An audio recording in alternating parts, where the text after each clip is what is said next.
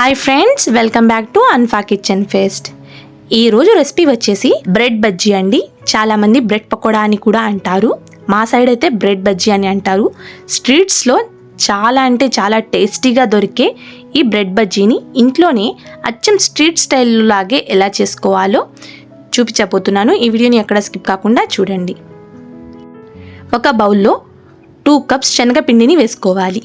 ఇందులోనే 1/2 స్పూన్ వరకు salt, 1/2 spoon పసుపు, 1 స్పూన్ కారం, 1/2 స్పూన్ ధనియాల powder, 1/2 spoon garam masala, 1 spoon వాముని ఇలా చేతి మధ్యలో రబ్ చేసుకుంటూ వేసుకుంటే ఫ్లేవర్ చాలా బాగుంటుందండి. ఇందులోనే చిటికెడు వంట సోడాని కూడా వేసుకోవాలి.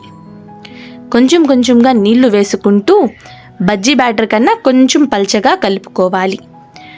బజ్జీ బ్యాటర్ లాగా గట్టిగా కలుపుకుంటే బ్రెడ్ స్టఫ్ పెట్టేటప్పటికి చాలా లావుగా అనిపిస్తుందండి. అందుకని ఇలా బ్యాటర్ని కొంచెం పల్చగా కలుపుకోవాలి.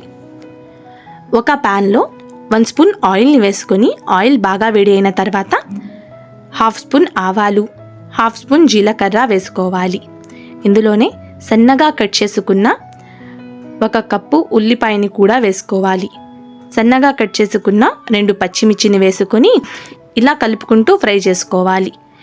ఆనియన్ కొంచెం ట్రాన్స్పరెంట్గా వచ్చిన తర్వాత 1 స్పూన్ అల్లం వెల్లుల్లి పేస్ట్ని వేసుకోవాలి.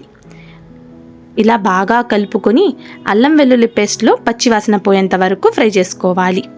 ఇందులోనే 1/2 స్పూన్ సాల్ట్, 1/2 స్పూన్ పసుపు, 1/2 స్పూన్ కారం, 1/2 స్పూన్ గరం మసాలాని కూడా వేసుకొని మసాలాలు ఏం మాడకుండా మీడియం ఫ్లేమ్లోనే పెట్టుకొని ఈ మసాలాలన్నీ బాగా ఫ్రై చేసుకోవాలి.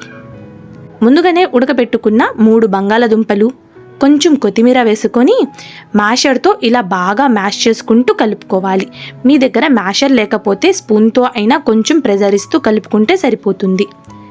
ఇలా కలుపుకొని స్టవ్ ఆఫ్ చేసి చల్లార్చుకోవాలి. కొన్ని బ్రెడ్స్ని తీసుకొని ఎడ్జెస్ ఉన్న బ్రౌన్ పార్ట్ని కట్ చేసుకోవాలి. ఈ ఎడ్జెస్తో మీరు బ్రెడ్ క్రమ్స్ అయినా చేసుకోవచ్చండి. ఇలా పక్కన పెట్టుకుని బ్రెడ్స్ని ఇలా క్రాస్గా కట్ చేసుకోవాలి. చూసారా, ఈ విధంగా క్రాస్గా కట్ చేసుకోవాలి. ముందుగానే ఆలూ స్టఫ్ ప్రిపేర్ చేసి పెట్టుకున్నాం కదండి, ఆ స్టఫ్ని బ్రెడ్ మీద ఇలా సరిగ్గా కోట్ అయ్యేలాగా చూసుకొని కోట్ చేసి పక్కన పెట్టుకోవాలి. డీప్ ఫ్రైకి సరిపడా ఆయిల్ని నేను ఫస్టే పెట్టుకున్నానండి. బజ్జీ బ్యాటర్లో ఈ బ్రెడ్ని వేసుకోవాలి. బాగా వేడిగా ఉన్న ఆయిల్లో వేసుకొని హై టు మీడియం ఫ్లేమ్లో అడ్జస్ట్ చేసుకుంటూ ఈ బ్రెడ్స్ని ఫ్రై చేసుకోవాలి. లో ఫ్లేమ్లో మాత్రం పెట్టుకొని అస్సలు ఫ్రై చేసుకోకూడదండి, ఎందుకంటే బ్రెడ్స్ ఆయిల్ని ఎక్కువగా పీల్చేసుకుంటాయి. అందుకని హై టు మీడియం ఫ్లేమ్లో అడ్జస్ట్ చేసుకుంటూ బజ్జీల్ని ఫ్రై చేసుకోవాలి.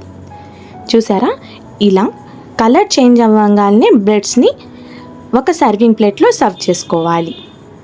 అంతేనండి, చాలా ఈజీగా మరియు చాలా సింపుల్గా ఈవినింగ్ టైం బెస్ట్ స్నాక్ని ఎలా చేయాలో చూపించాను కదా. మీరు కూడా ఈ స్నాక్ని ఇంట్లో ట్రై చేసి ఎలా వచ్చిందో నాకు ఫీడ్బ్యాక్ కమెంట్స్ రూపంలో తెలియచేయండి. ఇలాంటి మంచి మరియు ఈజీ రెసిపీస్ కోసం మన ఛానల్ని సబ్స్క్రైబ్ చేసుకోండి మరియు మీ ఫ్రెండ్స్ అండ్ ఫ్యామిలీకి షేర్ చేయండి. Thank you for watching.